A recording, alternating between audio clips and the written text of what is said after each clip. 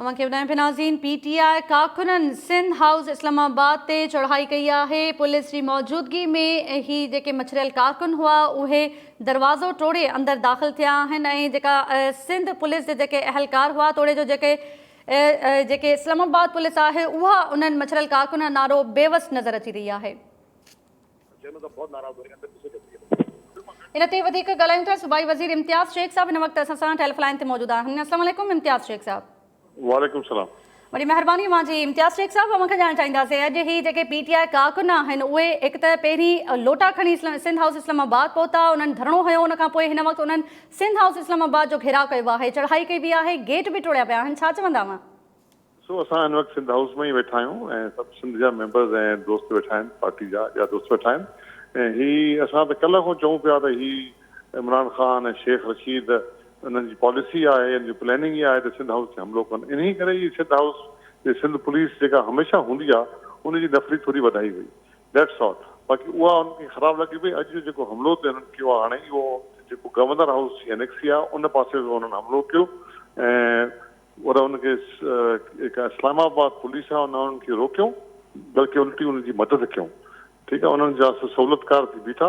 Sindh police हुई जेका उन्हनि खे मोचड़ा हणी ॿाहिरि कढियऊं ऐं उन्हनि सिंध हाउस जो तहफ़ुज़ कयो, पंहिंजे हुन हाउस जो तहफ़ुज़ कयूं। मां सम्झां थो त जेका असां ॻाल्हि कईसीं पई कल्ह त उहा 100% सही निकिती त हे हिननि जी प्लैनिंग हुई हिते हमिलो कनि ऐं उहो चवनि पिया त जेके आहे त मथां जी असांखे हिदायत आहे, हिदायत त हाणे हुनखे शेख रशीद ॾेई सघे थो, ॿियो हिदायत केरु ॾींदो हुनखे।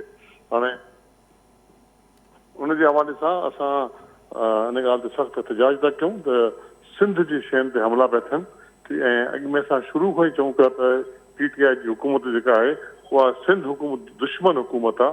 उन हवाले सां अॼु उहा शइ साबित थी त सिंध हाउस जंहिंजी ज़िम्मेदारी आहे इस्लामाबाद पुलिस जी ऐं वफ़ाक़ी हुकूमत जी, त हुनजो तहफ़ुज़ करे उन्हनि पाण बि हमिलो करायो आहे। त इन मां ज़ाहिर आहे त हीअ सिंध दुश्मन हुकूमत आहे, इन्हनि मूं काई बि शइ तवको रखी सघे थी पई। अच्छा इम्तियाज़ शेख साहब, जीअं अव्हां इहो चवणु पिया चाहियो त ही जेका बि अॼु चढ़ाई कई वई आहे, जेका बि ही कार्रवाई थी आहे मछरियल कारकुन पारां कई वई आहे, इहा प्री प्लानिंग आहे, उन्हनि प्लानिंग करे ही पहिरीं धरणो हयो आहे, उन खां पोइ चढ़ाई कई वई आहे। IG जेके इस्लामाबाद जेके उतां पुलिस आहे उन्हनि पारां बि का बि कार्रवाई नाहे कई वई, उन्हनि खे रोकियो नाहे वियो? रोकियो न, बल्कि उनजी सहूलियतकारी कई वई आहे, उन्हनि खे मदद कई वई आहे इस्लामाबाद पुलिस जी तरफ़ों ऐं पूरी सॼी जेका कार्रवाई आहे उहा शेख रशीद पाण कराई आहे। उन्हनि जी हिदायत ते इस्लामाबाद पुलिस जेको आहे पंहिंजो उन्हनि जी मदद कयूं ऐं पर पोइ सिंध पुलिस खे मां सलाम थो कयां, उन्हनि पंहिंजे सिंध हाउस जो तहफ़ुज़ कयो ऐं उन्हनि खे मोचड़ा हणी ॿाहिरि कढियो। अच्छा इम्तियाज़ शेख साहब, इन ते मां छा चवंदा, कुझु अहिड़ा बि इतला आहिनि त PTI जा जेके MNA आहिनि उहे बि इन्हनि कारकुननि सां गॾु इन्हनि चढ़ाई दौरान उहे मौजूदु हुआ? चवनि था त 2 MNA नज़र आया जेके थिया। मां हिते असां पाण कुझु सिंध हाउस में ई हिन वक़्तु वेठा आहियूं ऐं काफ़ी असांजा MNAs MPAs कुझु मिनिस्टर्स बि वेठा आहिनि हिते। उते उन्हनि खे जेका इतला मिली त 2 MNAs हुया, हिकिड़ो फ़हीम हिकिड़ो ॿियो, उहे बि अंदरि घिरण जी कोशिशि कनि। इम्तियाज़ शेख साहब, अव्हांजी इतला मुताबिक़ उहे कहिड़ा 2 MNAs हुआ जेके इन्हनि कारकुननि सां गॾु उन्हनि चढ़ाई कई आहे, उहे मौजूदु हुआ उन्हनि?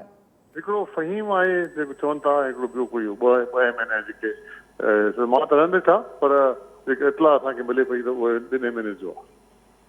ठीकु आहे, महिरबानी अव्हांजी इम्तियाज़ शेख साहब। सूबाई वज़ीर इम्तियाज़ शेख साहब असां सां टेलीफ़ोन लाइन ते मौजूदु हुआ। संदन चवणु आहे त 2 जेके PTI जा MNA आहिनि उहे बि इन कार्रवाई दौरान उते मौजूदु हुआ, जंहिं दौरान ही जेके PTI जा कारकुन पहुता उन्हनि धरणो हयो, उन खां पोइ उन्हनि चढ़ाई कई आहे। PTI जा जेके MNAs आहिनि उहे बि मौजूदु हुआ, उन्हनि जी मौजूदगी में बि ऐं जेका इस्लामाबाद जी पुलिस आहे उन्हनि खे सहूलियतकारी ॾिनी आहे ऐं उन्हनि जी सहूलियतकारी में इहा जेका कार्रवाई कई वई आहे, मछरियल कारकुन उते पहुता